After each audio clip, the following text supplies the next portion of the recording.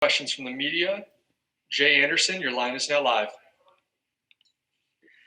And Linton, welcome back. I want to start going back to the last fight somewhat. I know you fought heavyweight prior to Bellator, but with a couple of fights under your belt now and the win over Sergey, do you really feel like you've settled in the weight class? Yeah, I really do. I felt like the first fight, I just came in too heavy, thinking, the heavier you are, the better you are. Again, that's not the case, because if you've never fought at that weight and you just go into a fight like that, it's totally different. You've got to think of obviously the lights, the cameras, the adrenaline rush, the person trying to punch and kick you, trying to move. And I felt like them extra pounds that I had on definitely played a factor. So I went back and I spoke to the coaches, and we just said, maybe bring it back. Don't come in as heavy. I walk around about 240 anyway. So why not just stay at that weight? There's no need to add on extra weight. And yeah, I really feel like my performance, showed everyone that I'm here to stay. And, I'm going to prove that wasn't a fluke. And you had the third round finish, obviously some excellent ground and pound work. Second round. Second round, sorry about that. Second round, mate. And then Ronny's kind of a different beast. He's got the black belt, different fighter on the ground. So how do you approach this one? Again, I'm not bothered about the ground game, because I fought black belts before. I trained with black belts, and I'm a grappler myself. So yeah, if it goes to the ground, I'm more than happy to show him, that I'm the better grappler on the ground, as well as the better striker on the feet. So I haven't got a problem with it going to the ground at all. And last one for me, I asked Ronny this as well. He missed the fans being present. What are your expectations in the empty arena? Are you looking forward to being able to hear that corner a little clearer, or are you a guy who feeds off that energy from the crowd? You know what? It is nice to have people chanting your name, but also, at the end of the day, I feel like when you do fight, you sort of zone out anyway. Again, like the coach is shouting your name, you do hear set words, but you're in there sort of, not on your own, but you're in there sort of having tunnel vision. And it sort of ends up, you're just on autopilot a little bit. So, yeah, I'm going to miss the fans, but also I feel like it's not really going to change that much. But again, we will see. Steve Jewin. Thank you, Linton. We've spoken a few times before, so I feel like you're the right guy to ask this question. Gareth Davies challenged me to a charity fight, your fellow countryman. So if I needed a sparring partner, somebody in my corner, would you be available? I thought I could do it to Gareth, though, I was hoping maybe you could, but all respect to Gareth. It's nothing but love. I just like I know. But seriously, though, this fight, it's you've had just one opponent to train for, and that's Ronny Mark, but he's trained for multiple people. So do you feel you're better prepared at this point than him? Yeah, I do. And also, I feel like I've been more active than him as well. He's had, I think, 3 different opponents, but now I'm obviously going to be his 4th. But yeah, I feel like I'm more prepared than him, and I feel like it will show on the night as well. I know you just mentioned that beating Sergey wasn't a fluke, but what does it mean to you not just to get a win over Sergey, but to get a win over Ronny and really say, I'm here to stay at heavyweight? Exactly. You took the words out of my mouth. That's exactly the statement I'm going to make. I'm here to stay. Some people may think it was a fluke and whatever, but I had the right game plan, the right mindset. I knew what to do, and I had the right game plan, and I executed it right. So a big win over Ronny will show people that I'm either next or one more fight to fight for that title. Gareth? What's up, mate? Yeah, this is London calling, Linton. How are you? London's calling. I'm really glad you decided not to go into the corner of Steve Jewin. Hey, see, I didn't even know he was online. There we go, man. Yeah, my allegiance. Beat down. It might be in the bar, but whatever. It might be in the bar, yeah? Yeah. It's lovely to see you, mate. You look so well. But I every time I look at you now, I can't believe you made 205. And when you look back on it now, do you do the same thing? Yes, I look at myself and I'm like, what did I do? I look like a stick action figure. It's and it wasn't nice. It wasn't nice cutting that weight. But I mentioned to the other guys in the other room, just interviewed just then, I had such a good run at light heavyweight. Like, I fought some of the best, beat some of them, lost to some of them, had 2 title fights.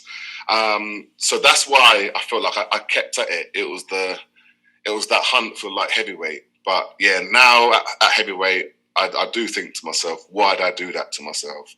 But again, we're here now, we're at heavyweight, and I feel good. I feel amazing. You look amazing as well. It's a weird thing, though, isn't it? That psychologically, it's not just you. There are so many fighters in boxing, in MMA, who realise in the end there is a weight they should be at. And you might be 5'10". Mike Tyson was 5'10" in the heavyweight division. Yeah, crazy. Yeah, but it's his skill set. So got this. You're happier. I mean, is it better? Do you find it's better being happier in fight week? Yeah. And all of that? Yeah, because it's stressful. People that don't fight, it's different. You don't understand the stress you get. You're like, oh, it's fight week, damn. And you got all these things going through your head. You don't want to get knocked out. You don't want to lose. You don't want to get embarrassed. All these things, just being human. So yeah, being able, and obviously cutting weight, you can't eat. You know what I mean? You can't drink. You know what I mean? People are talking to you and you get a bit antsy and a bit agitated. You know, you can't do certain things. At heavyweight, I can still eat, go to bed with a full belly, drink as much water as I like. You know what I mean? The energy is so much better. And even in the training room, I can actually give my all rather than cutting weight and not be able to punch the pads properly or kick properly or do like a sprawl. So it's so much better for people that are thinking of doing it. I would definitely suggest give it a go. You know, if you want them people that are cutting so much weight and feeling horrible, you know, when it comes to fight day or cut the weight cut day, then definitely give it a try. And finally, Linton, before Dan cuts me off, well, cut me off. I'm the one rambling. I know you've got to get through Ronny Marks on Thursday, and you're both formidable fighters. Will you not be content in your career unless you have a run at the title in Bellator and that you at least fight for it, if not win it? Yeah, of course not. My passion is to win that. You know what I mean? I know I can do it. You know, and I feel like we have these life lessons. You know, I had my try at light heavyweight. Okay, it didn't work. I'm not going to go home and cry about it and stop. Now I found a new life. I feel so much better at heavyweight, you know. So yeah, again, I'm going to give it a run at heavyweight, and that's exactly what I'm going to do. So I won't be content, definitely not, if you know, I don't win. Jim? Linton, where did you train for this fight, and who trained you in this one? So I was at Sanford MMA, my gym back up in Florida. I had quite a lot of people help me for this camp. Steve Marry, he's a contender. What's the word I'm looking for? He actually fights for Bellator himself, so he's an athlete, signed athlete to the roster. I can't think of the names. Ong Lang Sang, he's in my corner.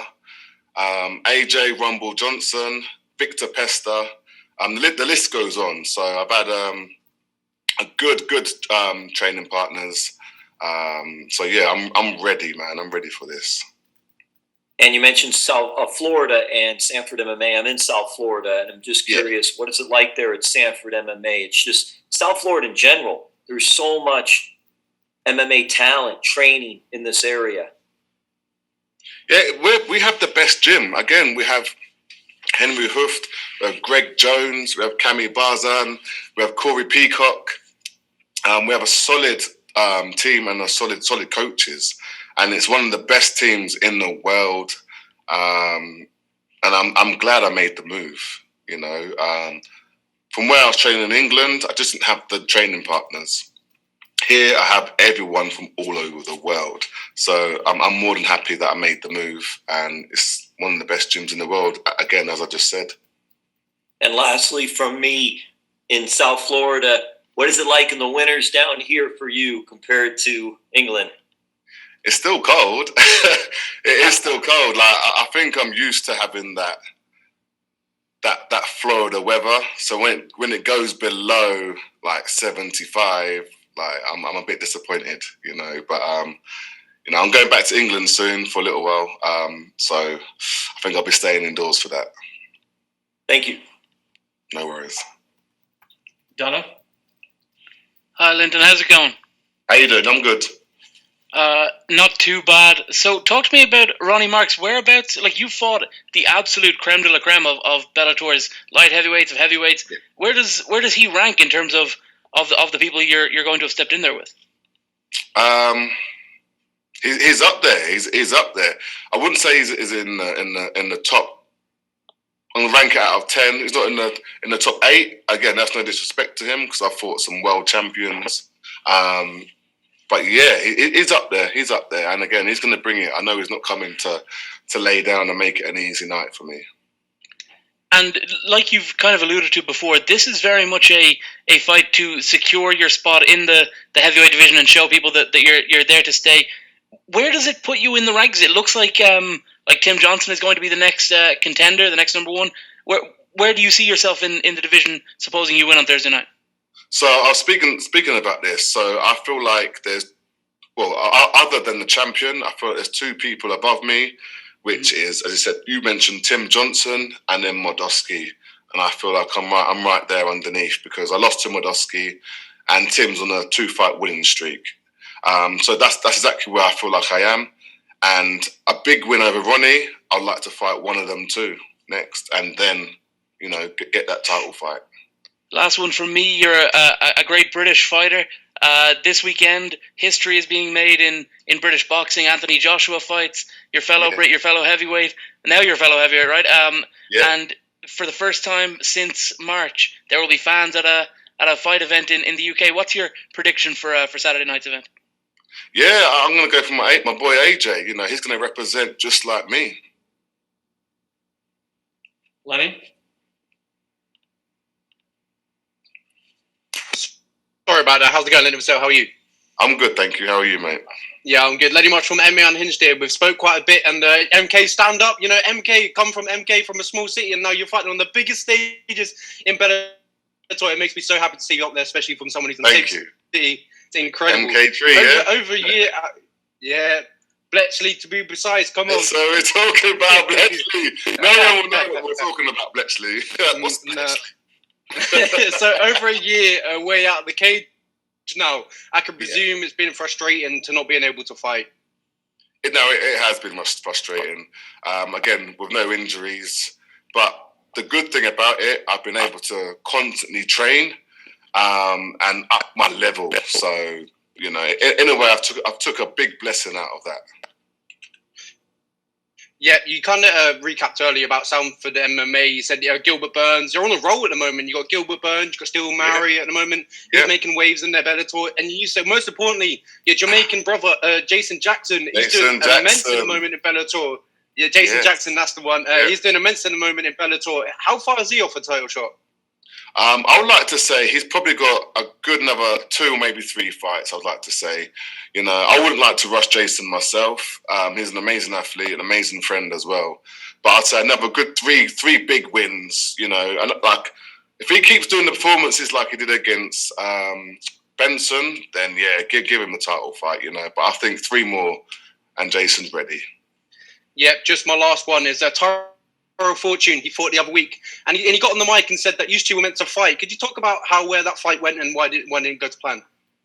So I was offered like 4 other opponents before Tyrone, and then it just came to the point they were like, "We got no one but Tyrone." I was like, "All right, let's just do it." And then I got a call to fight. I think Sergey again, and then I was like, I've already fought him, so why am I going to fight him again? It wasn't even close. So then they offered that to him. That didn't happen, and then they were like, "Oh, we've got Ronny Marks for you," because I think Ronny was supposed to fight Sergey first, and then, you know, something happened. I think Karatonov couldn't get the. No, I think Ronny couldn't get the visa or something, and then that's how it happened. It's one of them ones, All right, thanks for the time, Linton. Good luck this week. No worries, thank you.